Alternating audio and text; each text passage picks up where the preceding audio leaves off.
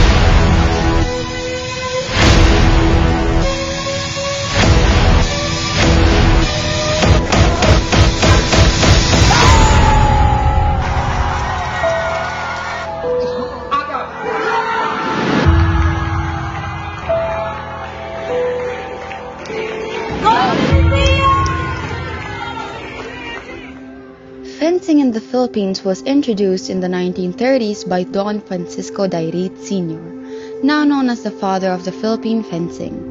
In 1957, he led the establishment of the Philippine Fencing Association. Don Francisco is the father of then Philippine Olympic Committee President Celso Dairit, who also served for 15 years as president of the Fencing Confederation of Asia. Good morning, everyone! I am Princess J. Caramos, your host for today's episode.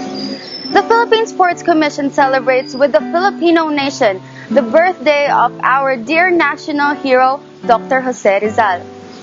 A sportsman who loved to play martial arts, especially fencing, Dr. Jose Rizal was born on June 19.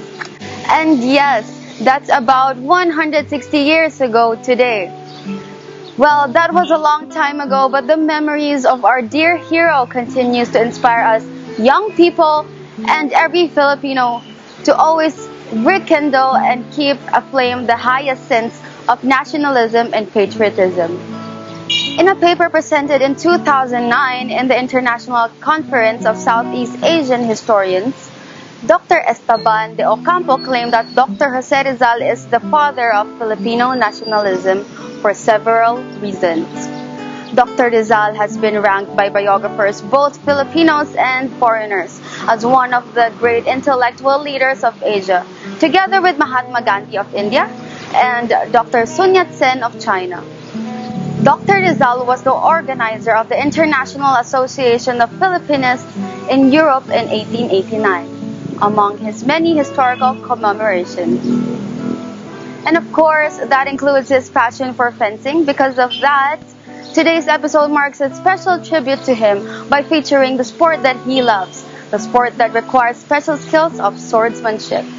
This picture shows Jose Rizal's sword fight with Juan Luna, a Filipino painter, sculptor, and a political activist of the Philippine Revolution during the late 19th century.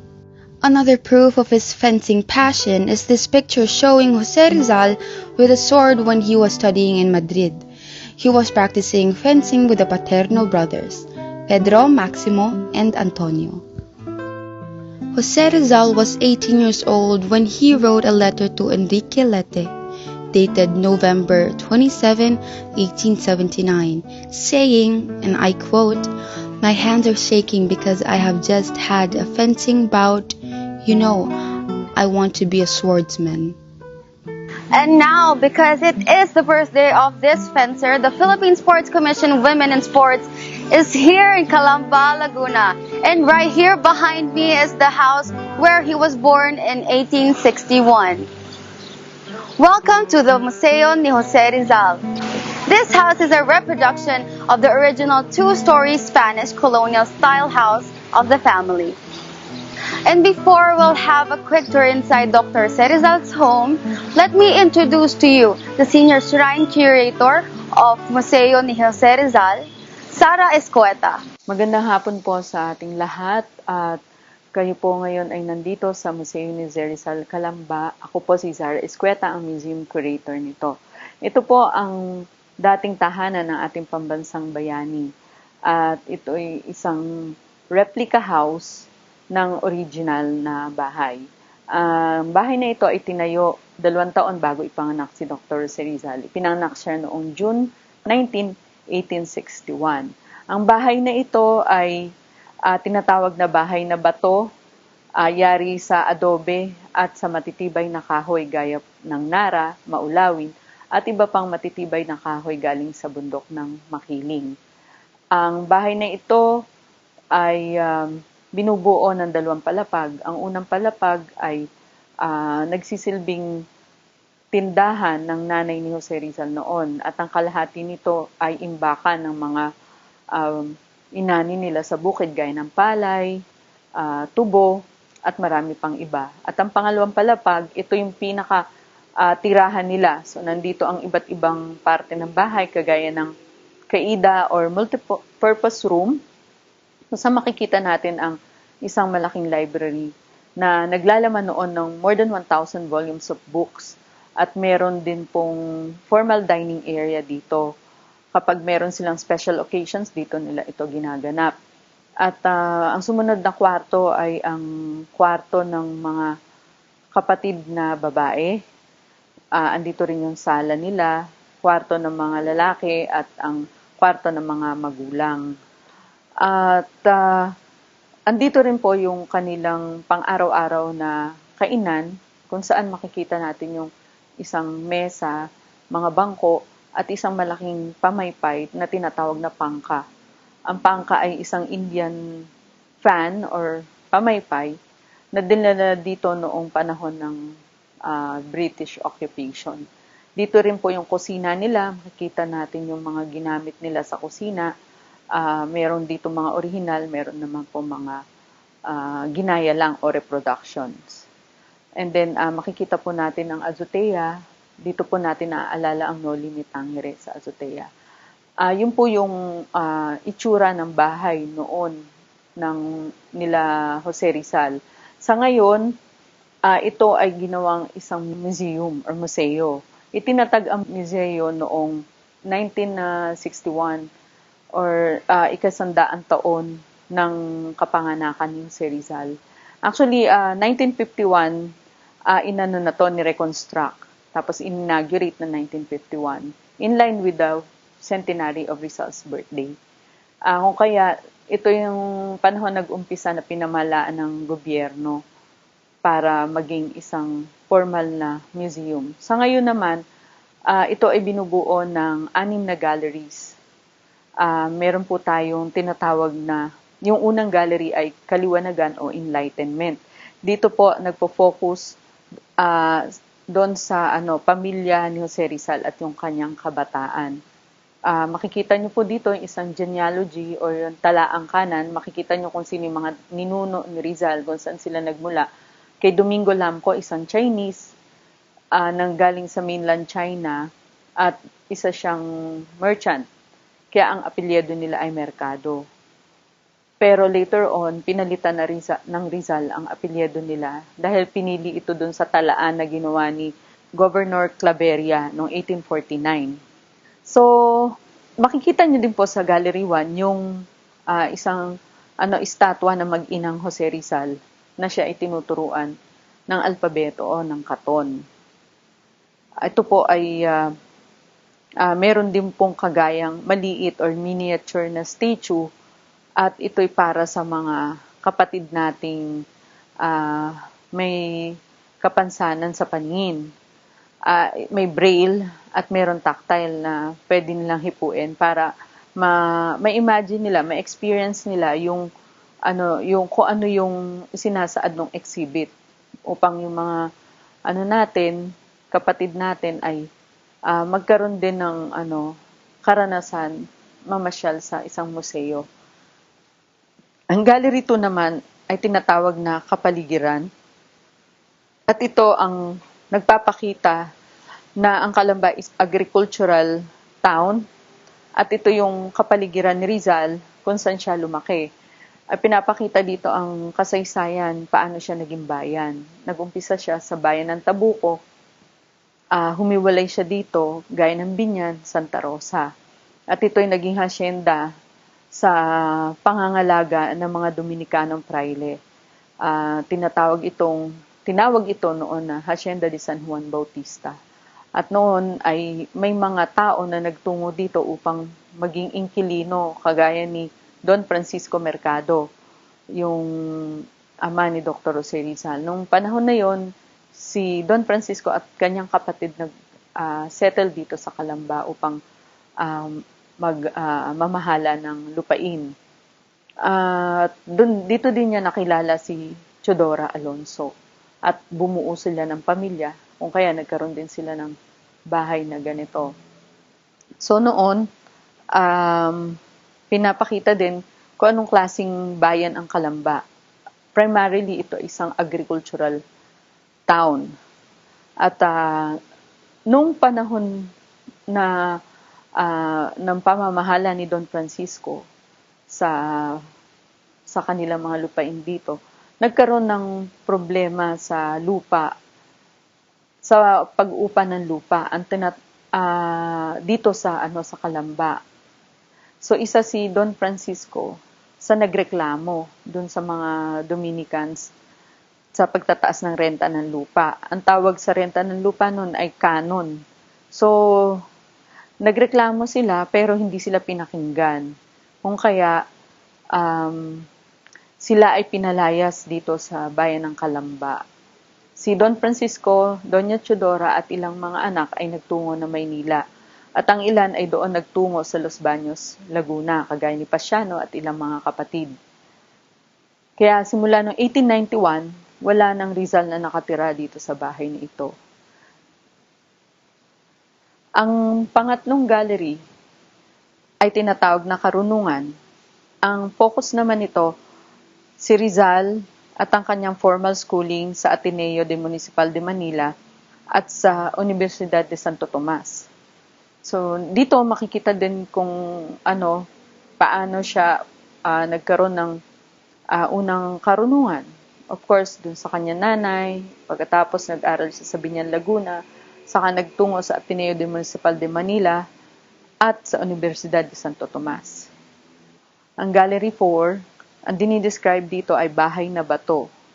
At pinapakita dito ang bahay ni Rizal at ang kanyang mga furnitures, yung mga furnishings na makikita natin doon sa loob. Ang Gallery 5 ay tungkol naman sa unang paglalakbay sa Europa. Ito ay nagpapakita ng unang pagbibiyahe o paglalakbay ni Jose Rizal sa Europe noong 1882 hanggang 1887. Yung kanyang pag-aaral sa Espanya, sa France, at sa Germany. At ang kanyang makikita din dito yung kanyang mga sinulat, gaya ng Noli Me Tangere. At sa pang-anim na gallery, tinatawag na pangalawang paglalakbay sa Europa, dinidiscuss naman dito ang paglalakbay niya noong 1888 to 1892. Pinapakita dito ang propaganda activities, pangalawang pagsulat ng isang nobela, ang El Filibusterismo, at ang ibang mga political writings hanggang siya ay bumalik sa Maynila noong 1882. Okay, so yun po ang mga galleries na meron tayo dito sa Museo ni Jose Rizal. Pagkatapos po ng pag-ikot sa museo, ang mga bisita ay maaring umikot sa courtyard or sa garden. Doon makikita natin yung tomb o libingan ng mga magulang ni Jose Rizal. Dito inilibing ang labi nila noong 1997. At makikita din ang isang estatwa ng bata na may kasunod na aso.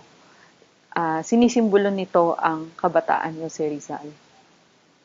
Okay, so yun po ang ating mga mamamala sa Museo ni Jose Rizal, Calamba. Muli ako po si Zarah Escueta, ang Museum Curator ng Museo ni Jose Rizal, Calamba. Nais ko po kayong imbitahan na mamasyal sa museong ito dito sa Laguna at actually bukas na po kami simula sa araw na ito, June 15. At ang nais lang po namin ay sumunod po tayo sa protocol, sa health protocols, magsuot po ng face mask at face shield sa pagpunta rito. At kailangan po 2 araw bago bumisita ay magtatawag kayo sa amin sa numerong 049-834-1599. At pwede rin po kayo mag-email sa Museo ni Jose Rizal Calamba @gmail.com. Wow, that was a good walk down memory lane. And before we get to talk about fencing, let's listen to another exciting kwento of Commissioner Celia Kiram on fencing history.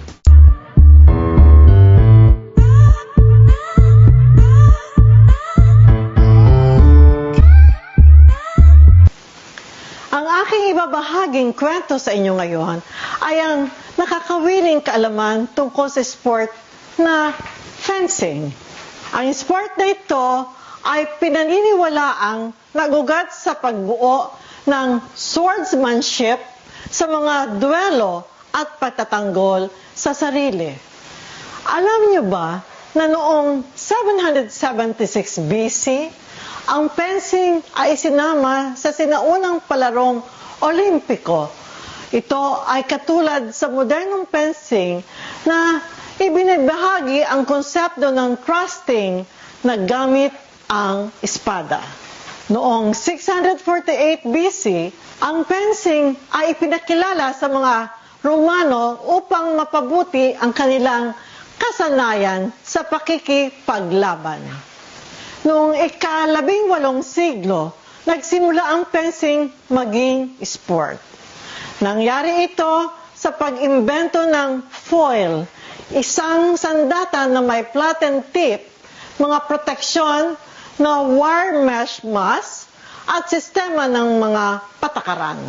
Alam niyo ba na itinampok ang unang modernong laro ng fencing sa Olimpiko noong 1896 sa Athens, Greece? Ang foil fencing ng kababaihan ay pinakilala sa Summer Olympics noong 1924 na ginanap sa Paris. Samantala naman, ang EP ay ipinakilala noong 1996 sa Atlanta Olympics. At saber fencing noong 2004 sa Athens, Greece. Ngayon, ang kalalakihan at kababaihan ay parehong nakikipagkompetensya sa lahat ng 3 sandata sa parehong kaganapan sa individual at koponan. Isang nakakawiling kaalaman na ang ating pambansang bayani na si Dr. Jose Rizal ay nag-aral sa Espanya ng fencing sa sikat na paaralan ng Sala de Armas y Carbonell. Kasama niya sa paglalaro ng fencing sina Nelly Bostad, Juan Luna at Valentin Ventura. Alam niyo ba na si Dr. Jose Rizal ay kilalang master ng foil, saber at dwelling sword. Si Dean ay nakakuha ng isang maalamat na reputasyon para sa kanyang grace technique sa fencing. Diyan nagwawakas ang kwento tungkol sa sport na fencing. Muli, ito ang inyong Commissioner Kiram na walang sawang maghahatid ng kwentong kababaihan, kwento para sa kaalaman at karunungan sa sport.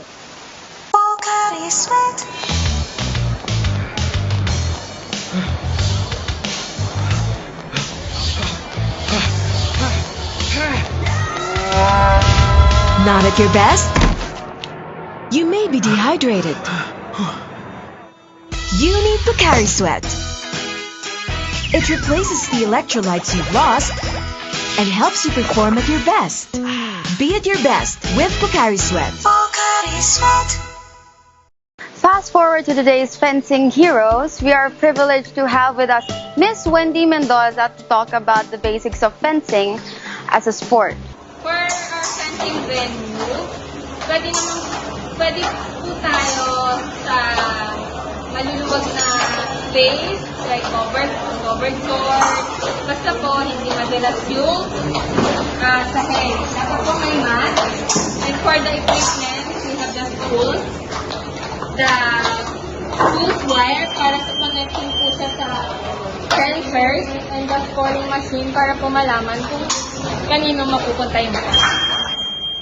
And now, this is the last weapon, the saber. Saber has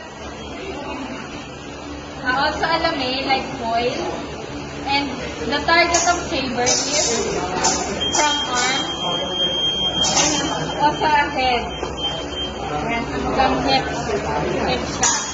So, front and back, target din po siya. So, also, saber has a plastron, jacket, and then the mace. Then, equipment, meron din po siyang body wire.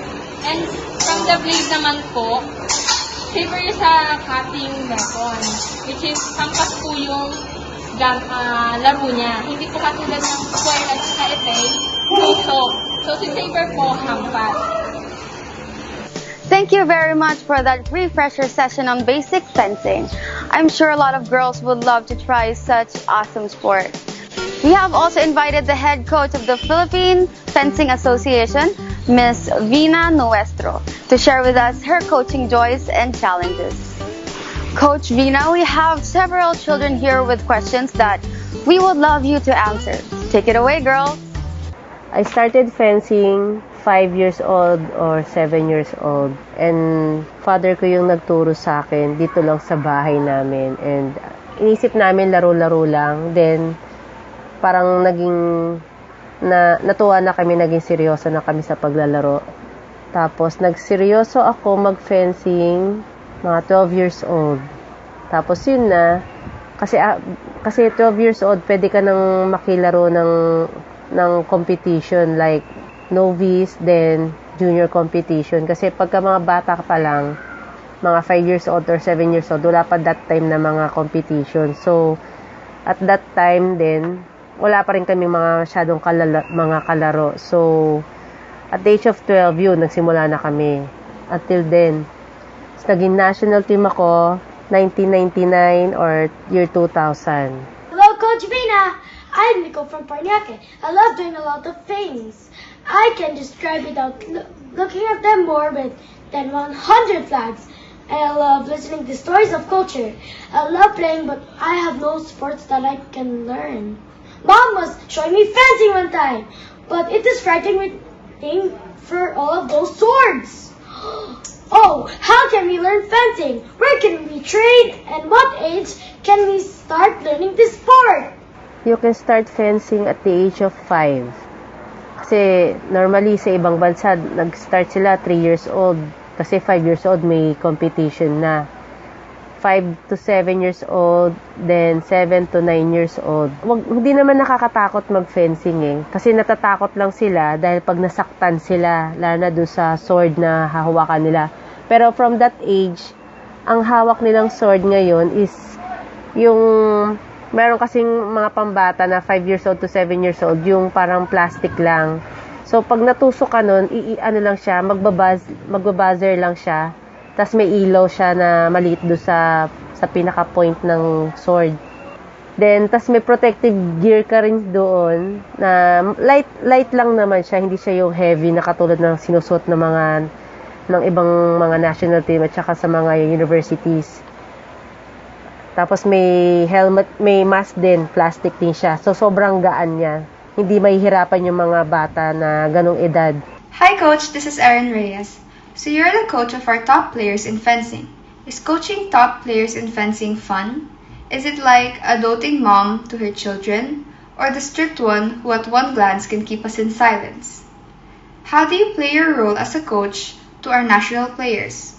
As being an athlete before, natural lang naman yung na strict ang mga coaches eh. So, hindi naman kasing strict ng parents. So, yung coaches kasi kahit papaano, medyo hindi naman masyado nagagalit, sakto lang. Depende na lang kung halimbawa is may nagawa kang kasalanan or na-late ka sa training, hindi ka nakapagpaalam sa training. Ganun lang yun. Hindi sobrang strict ang mga coaches. Hi, I am Crystal from Taguban City. Coach Vina, how do you bring out the best in your prayers? Siyempre, ang ipapayo rin namin sa mga athletes, like, para ma-boost yung talaga nila is, patataasin mo yung moral nila. So, yung tipong hindi sila mapapanghinaan ng loob or, like, natalo siya, for example, kay ganito. So, sasabihin mo na lang na, next time, mapag-aaralan mo pa naman yan eh. Mapapractice mo pa yan. Sa susunod na makatapat mo siya, ganito na gagawin mo, gagalingan mo na. Sa mga ganun. Huwag mo siyang i-feeling down na, hindi mo kasi ako sinunod eh. Mga ganun. Pangit kasi na, gaganon mo yung player. Hello, Coach. I'm Gainiz. I'm beautiful, loving, and prayerful. How about you, Coach Vina? Can you also describe yourself in 3 words? And please explain each. Strong person ako. So, kasi as a strong person, marami naman tayong pinagdadaanan na problema before eh. So, syempre, para hindi ka ma-down or kailangan i-boost mo yung pagiging strong person mo. Like, huwag kang magpapatalo. So, sasabihin ng iba, kesyo galto ka, wag. Kailangan i-lift up mo yung sarili mo na hindi, kailangan ma-push ko to, kailangan mas mataasan ko pa to, na hindi ako magpapatalo sa kanya. Responsible akong tao, lalo na pag mga students na yung mga kaharap ko, or syempre, kargado mo yung mga yan eh. Hindi mo sila iiwan na, hindi mo sila mapapabayaan. And then, yung third is, loving. Syempre, mahal ko rin naman yung mga atleta ko. Syempre, nakikita nila kung paano ko sila turuan. So, natutuwa sila na nakikita nila na mahal ko yung mga bata. Hi, I'm Justin Chloe from Paranaque. I am sure as a coach and mom, you have a lot of unforgettable moments to share with us. Coach, what makes fencing same with life? Unforgettable moments ko is ginagawa ko para hindi malungkot yung anak ko, lalo na kung iiwan ko siya sa bahay, is sinasama ko na lang siya. Kasi mahirap eh, pagka iniiwan mo, umiiyak yung bata eh. So, yun yung mga unforgettable moments ko na para nakikita niyo yung work mo. Nakikita niya, nagtuturo ako ng fencing, natutuwa siya. So, pag nandun kami sa fencing, nakikihalubilo rin siya sa mga national team or doon sa school ko, sa mga bata. So, nakikisali rin siya sa warm-up. So, para na rin kami nagbabanding ng anak ko. Ganun. Pag uwi ng bahay, parang normal na lang din. Kasi pag uwi ng bahay, yung anak mo magsasabi rin siya, Mama, fencing ako. Parang natural na lang eh. Na parang gusto na rin talaga, parang iniisip niya paglaki niya gusto rin daw niya mag-fencing. So, kahit pa paano, natuturuan mo na siya paunti-unti dito sa bahay. So, normal na lang yung pupunta sa fencing, kasi pagbalik ng bahay, fencing. So, syempre, hindi mawawala yung tuturuan mo siya sa pag-aaral din niya. Hindi mawawala yun. Kailangan importante na mag-aral din siya. Hi, Coach Vina. This is Natasha from Taguig City. What else do you dream to do and achieve as coach? Magkaroon kami ng student na national athlete na makakarating sa Olympics. Yun lang naman yung mga dream lahat ng coach siguro. Masaya na kami, lalo na kung mga simpleng competitions lang na na-achieve ng mga bata kahit hindi sila maka-gold. Parang proud na sila na maka-bronze. Sobrang tong-tuwa na sila. Nakakatuwa yung mga bata pag nananalo ng mga bronze medal. So parang happy na kami na kahit papaano nakatungtong sila sa ganun. Maraming salamat po at sana po ay suportahan po natin ang mga atletang Pilipino sa darating na SEA Games at saka sa parating na Olympics po. Maraming salamat po. Thank you very much to these young, intelligent girls. We hope that Coach Vina answered your questions well. Thank you, Coach. Now, it is very interesting to listen to two of our best women fencers, Miss Samantha Catantan and Miss Jylyn Nicanor, as they share their journey as an athlete. 19-year-old Samantha is currently training in the US. She keeps a record as Penn State University's most valuable player. She also won 4 straight UAAP Juniors MVP seasons 78 to 81 in the girls division and multiple gold medals with the Red Warriors team. She became the first Filipino to win gold medal in the Asian Under-23 Fencing Championship in 2019. She also posted a top 16 finish out of 112 fencers in the World Junior and Cadet Fencing Championship in Poland, the highest the Filipino ever achieved in the tournament's history. Start ako mag-fencing way back 2011. 9 years old ako noon. And after like a month, nag-competition ako. First competition ko. After nun, nakapasok na ako ng UE varsity as a varsity player. After 2 years, grade 8 ako, nagsastart na ako sumali sa mga national opens. Tapos, ayun, nagta-top 4 ako. Kaya, ayun, nakapasok ako ng national team. I think 15 years old ako. And ayun, yun din yung first SEA Games ko. Yung year na yun na nakapasok ako ng national team. And yung most unforgettable competition ko is yung first competition ko nung 9 years old ako. Kasi, syempre, parang never ako sumali sa sports. So, fencing talaga yung first sports ko. And yun yung first competition ko. And grabe yung kaba. And kahit naka-bronze lang ako, parang yun yung dahilan kung bakit nandito ako ngayon. Kasi feel ko kung nag-gold ako, parang hindi ako mas ma-motivate na mag-training pa kasi gusto ko makakuha ng gold. Kasi nakakuha na ako ng gold. So, thankful ako na nakakuha ako ng bronze ng first competition ko. Actually, madami akong unforgettable na competition pero isa din doon yung first SEA Games ko kasi I was 15 years old back then and hindi ko expected na makapaglaro ako ng SEA Games and I was not planning to join SEA Games back then kasi feel ko sobrang bata ko pa and all.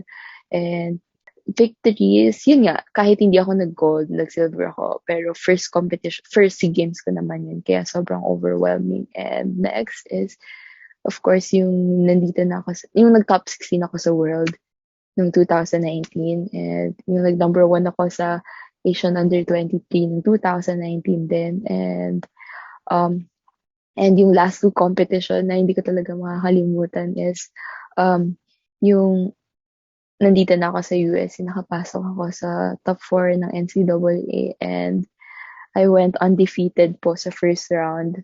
Tapos, nung nag-second naman ako sa North American Cup Division 1 po dito sa US, which is senior team po nila. So, sobrang thankful talaga ako na nakapasok ako doon.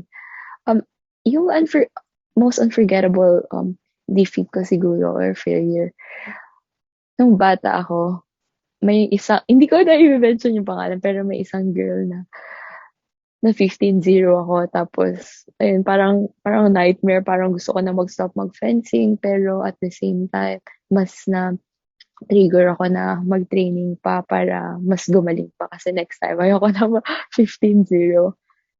What do I do now other than fencing? Syempre po yung pag-aaral ko kasi nandito na ako sa US. So, gusto ko talaga na, mas nafe-feel ko na mas greater future ahead for me. And gusto ko na pag-iihan talagang mabuti para if I have a chance um, syempre para makapagtrabaho dito, why not? Kung yun talaga yung plan sa akin ni Lord. And I think yung fencing, sobrang malaking factor talaga siya kung sino ako ngayon. Kasi hindi lang as a person, parang yung buong buhay ko talaga binago niya. Kasi nung bata ako, kami ng family ko hindi namin afford na makapag-aral sa private school. And yung fencing, nag-open ng opportunity sa akin and sa mga kapatid ko na makapag-aral sa magagandang university. Ako, nakapasok ako ng UE. Tapos yung kapatid ko naman, nakapasok siya ng UST as a varsity player din and may scholarship din. So, sobrang laking tulong sa parents ko. So, yung fencing, natutunan ko to keep yourself on the ground despite of all the achievements, despite of all the blessings that I had before and that I'm getting right now. Natutunan ko na maging thankful even sa maliliit na bagay kasi from nothing to something ako eh. So, parang lahat pinagdaanan ko. Siguro yung payo ko lang talaga is be patient enough kasi nga syempre with the COVID situation, with the pandemic, hindi natin sure kung kailan magiging normal yung lahat. So, let's use this time to improve ourselves and mag-training pang maigi and ayun, parang kaya natin talagang um, palakasin yung fencing community sa Philippines by helping ourselves first, of course. Kasi syempre, kapag ini-improve natin yung sarili natin, makakatulong tayo sa ibang fencers na gumaling din sila, ganun. And, ayun, give and take lang ng skills and talent. So, ayun po. Thank you. A multi-medalist in international fencing competitions since 2011 and a consistent first placer in the local competitions since 2010, Jylyn Nicanor, a gold and bronze medalist in the 30th Southeast Asian Games. Nag-start po ako maglaro ng fencing nung third year high school, bakasyon po noon. Tapos po, may program po si Counselor Circuit ko noon, parang sa mga sports project. Tapos po, isa po sa membro ng mga tauhan niya, yung tita ko. So, isa po siya sa nagpapatakbo nun sa fencing. Nag-try out na din ako kasi parang wala namang mawawala sa akin. Tapos magkaka-scholarship pa ako. Hanggang sa sumunod-sunod na training po, nagustuhan ko na yung paglalaro ng fencing. Hanggang sa doon na po kami nakuha ng UE, like nakuha po kami ni Coach Amit para maglaro sa University of the East para maging varsity. Ayun, tuloy-tuloy na po yung paglalaro ko sa UA80, naging Rookie of the Year po ako. 2010 po, saka ako napasok na member ng Philippine National Team. 2019, ito po yung kakatapos lang na SEA Games noong 2019 na ginanap ko dito sa Manila. Yun, first time ko po manalo ng gold. Sobrang saya ko po nung time na yun kasi po parang di pa ako makapaniwala na makaka-gold nga ako kasi po parang sobrang underdog po yung Philippines noon eh. Parang never pa kami nanalo ng gold, ganun. Pero, pre-novidan po kami ng PSC na Korean coach nung bago pa mag-start yung taon parang January 2019. Tapos po, simula po noon hanggang sa mag-SEA Games, bago mag-SEA Games, nagpe-training po kami under Coach Kim and Coach Park. Sobrang kakaiba po yung pagpe-training nila kasi po, ina-apply po nila yung Korean style na pagtuturo. Hindi naman po kami sanay sa ganun. Tsaka mas updated po yung mga turo nila, ganun. Ayun nga po, nanalo naman po kami dahil dun sa mga pagtuturo nila. So, feeling ko po, effective talaga sila bilang coaches. Tsaka, sobrang saya po talaga namin kasi sobrang positive yung naging outcome ng lahat ng paghihirap namin. Other than fencing, wala naman po akong ginagawa masyado kasi po parang nagpo-focus pa din po ako sa pagpe-training, sa pagpe-fencing.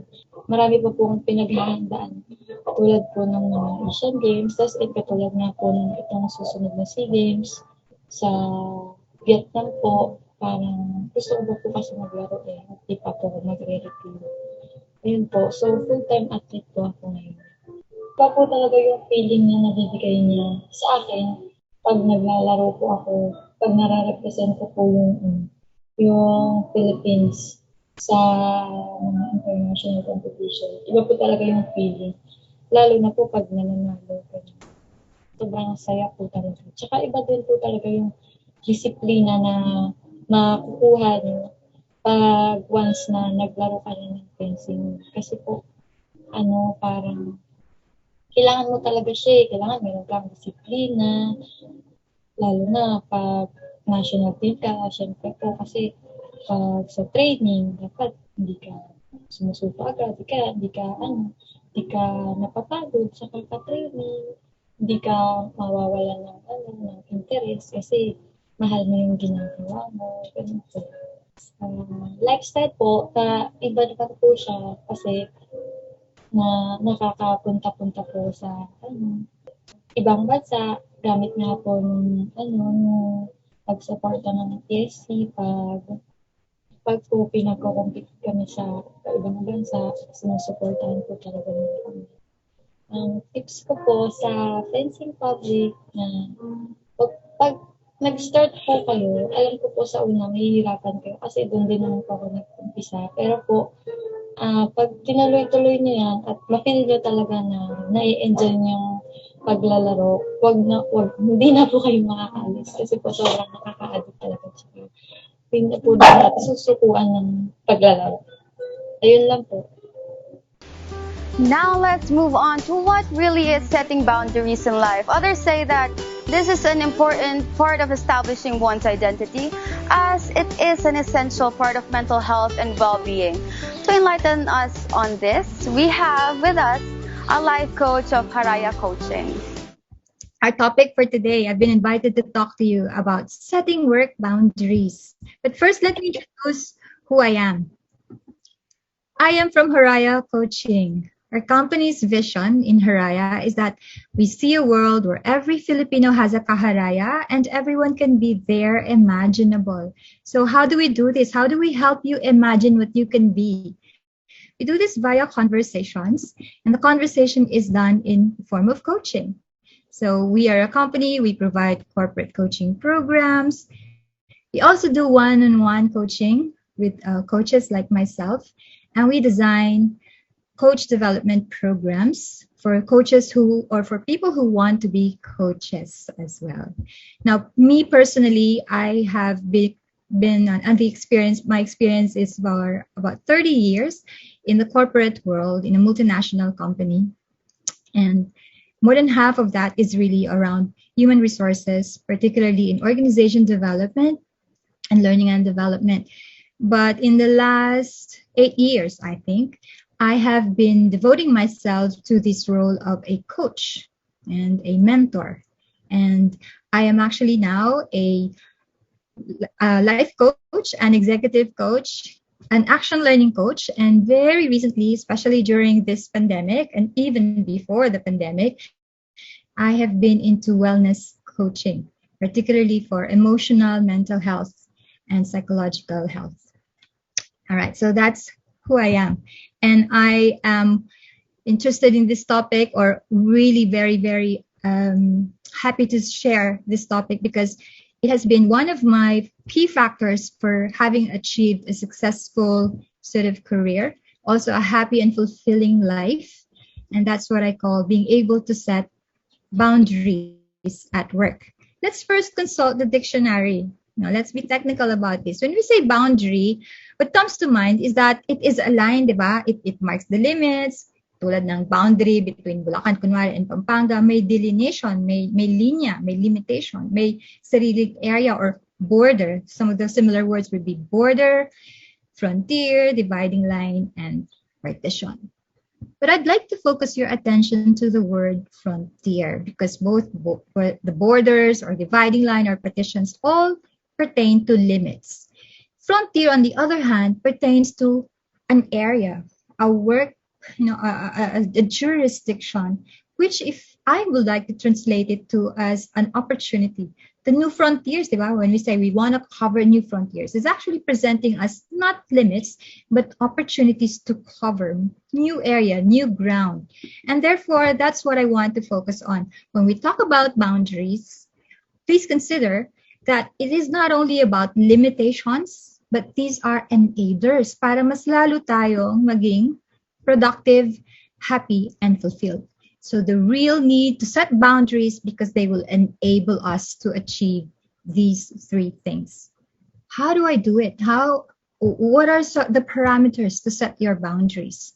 So I'd like to talk about three things. There are many tips for how to set your boundaries.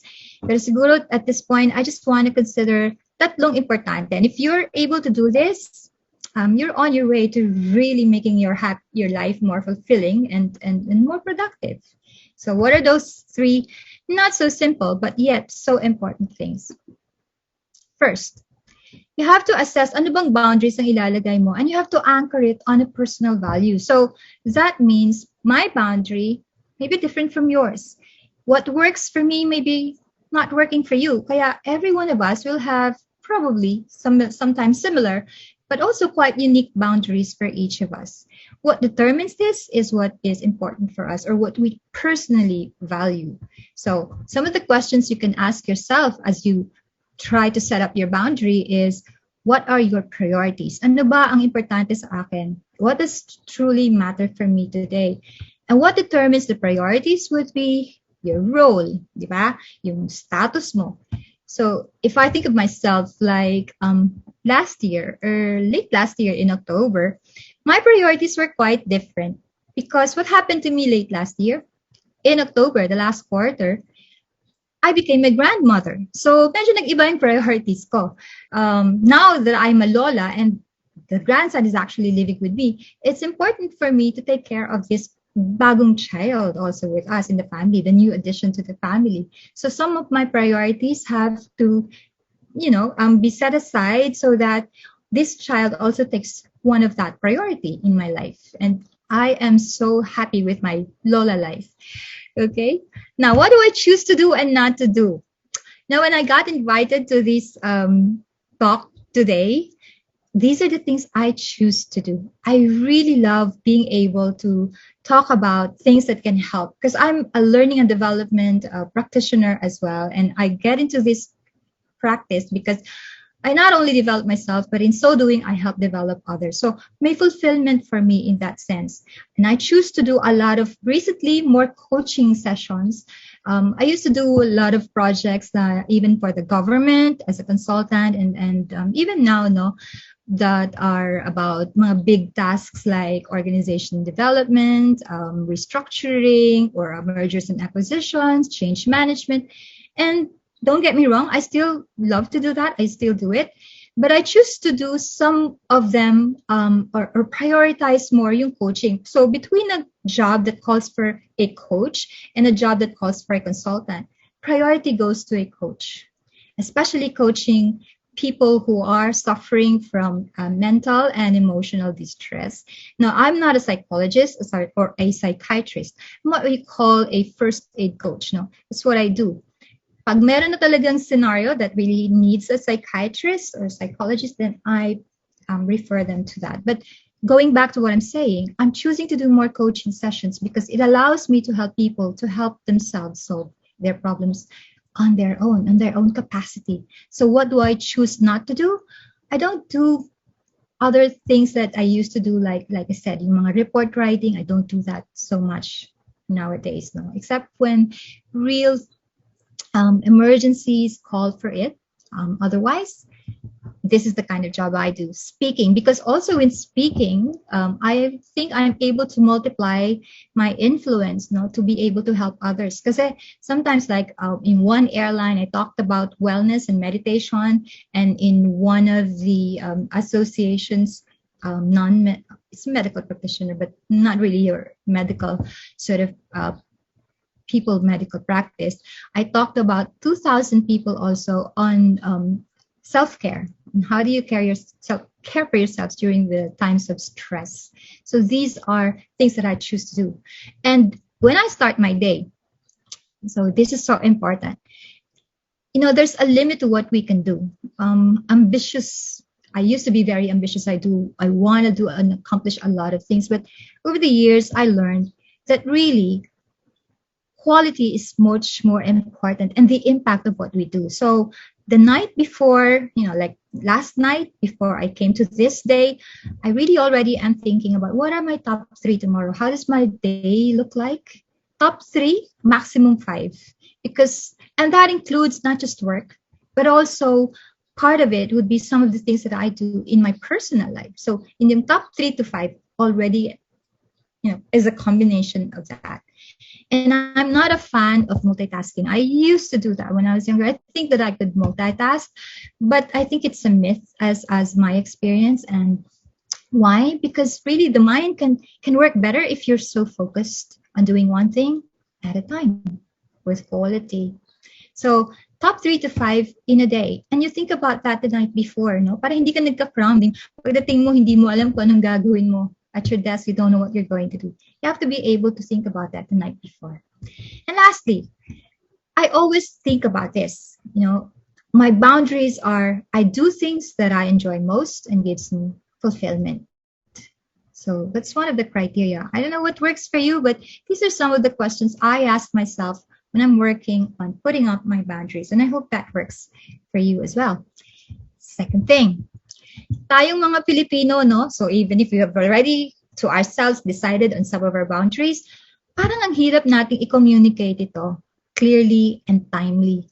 Kasi nasa sa atin yung mapagbigay, nahihiya, nakikisama, sige na lang, okay na lang, magtsatsaga, magpapasensya, kahit na nakakross yung boundaries. But really what I've learned from working cross-culturally, what I say, it is important for us to be very clear, and so much more even in our own culture as a Filipino. Kasi we have to be direct and simple in what we want, in stating what works for us. For example, when someone calls for a meeting for me, to me on a Saturday or a Sunday, before, sobrang career-oriented ako, sige, patol, I'll do that. But nowadays, I really say, and I'm very direct when I say, I don't do meetings over the weekends anymore. So if you want my help, let's try and meet between Monday to Friday.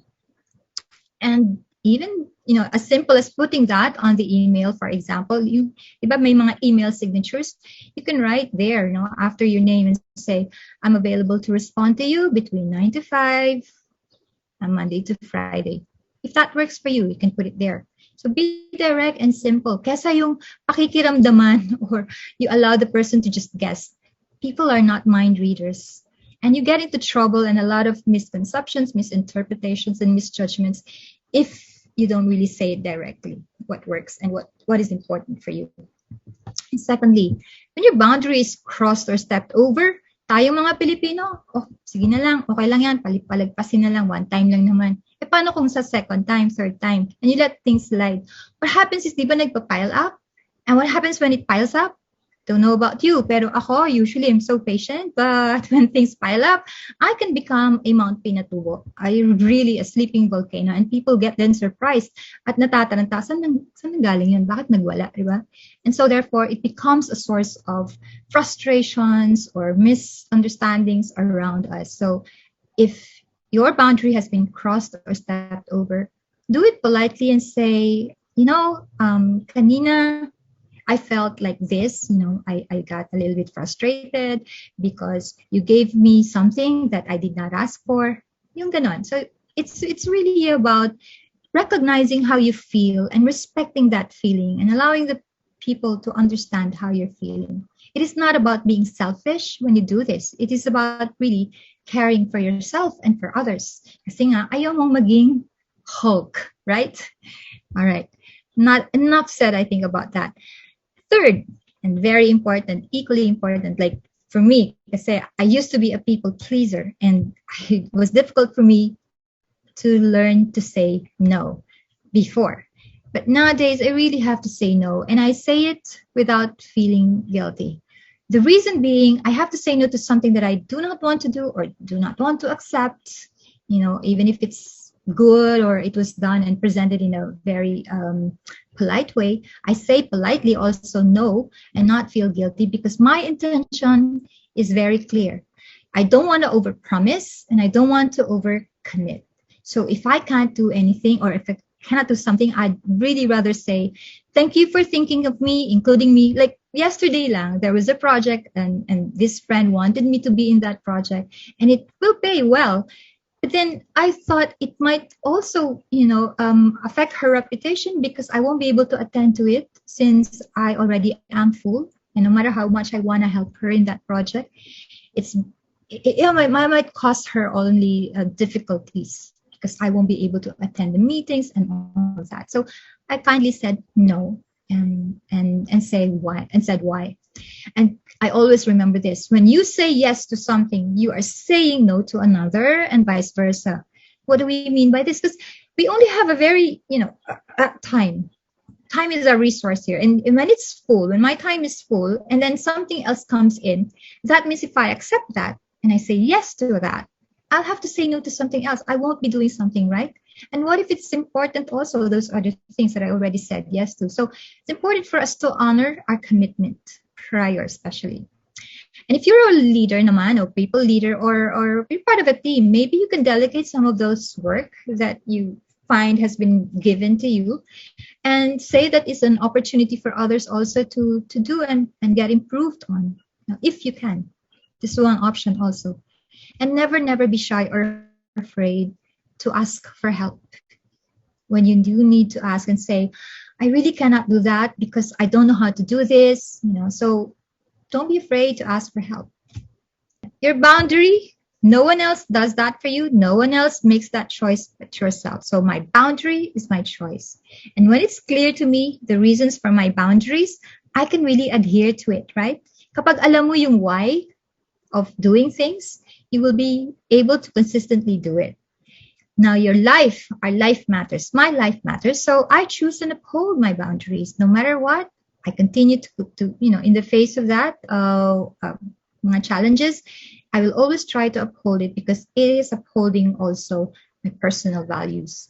And my boundaries, I don't think of that as limitations. My boundaries are enablers for me to live a productive, happy, and fulfilling life. So I hope that this has helped you also find a way to set your own boundaries if you haven't yet. And if you have already set them up, that you would be able to continue to uphold them and continue to live a productive, happy, and fulfilling life as well. Thank you. And that's it. Time is up for this week's Rise Up, Shape Up episode. Rise Up, Shape Up is a public service show brought to you by the Philippine Sports Commission, Women in Sports.